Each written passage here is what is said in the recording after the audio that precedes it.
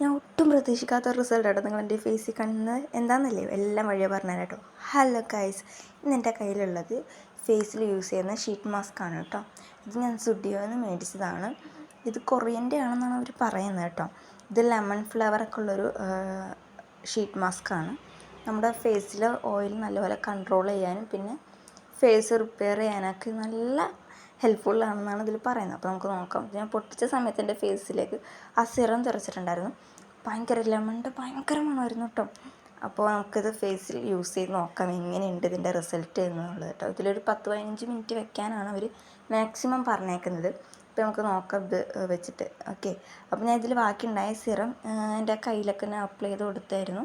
അപ്പോൾ എൻ്റെ കയ്യിൽ എനിക്ക് അപ്ലൈ ചെയ്തപ്പോൾ ഫീൽ ചെയ്ത് കൈ കുറച്ച് ബ്രൈറ്റനായ പോലെ എനിക്ക് ഫീൽ ചെയ്തു. നമുക്ക് ഈ വീഡിയോയിൽ കാണാൻ പറ്റുന്നുണ്ടോ എന്ന് അറിയില്ല.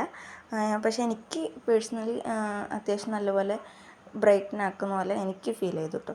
അപ്പോൾ 10-15 മിനിറ്റ് ഒക്കെ കഴിഞ്ഞപ്പോഴത്തേക്കും ഞാനത് ഫേസിൽ നിന്ന് ഊരി മാറ്റണേണ്. എന്താ പറയുക, എൻ്റെ ഫേസ് നല്ലപോലെ സോഫ്റ്റ് ആൻഡ് ഗ്ലോ ആയ പോലെ എനിക്ക് ഫീൽ ചെയ്തിട്ട് നല്ലപോലെ ബ്രൈറ്റനാക്കിയ പോലെ എനിക്ക് ഫീൽ ചെയ്തു കേട്ടോ. അടിപൊളി പ്രൊഡക്റ്റാണ് കേട്ടോ.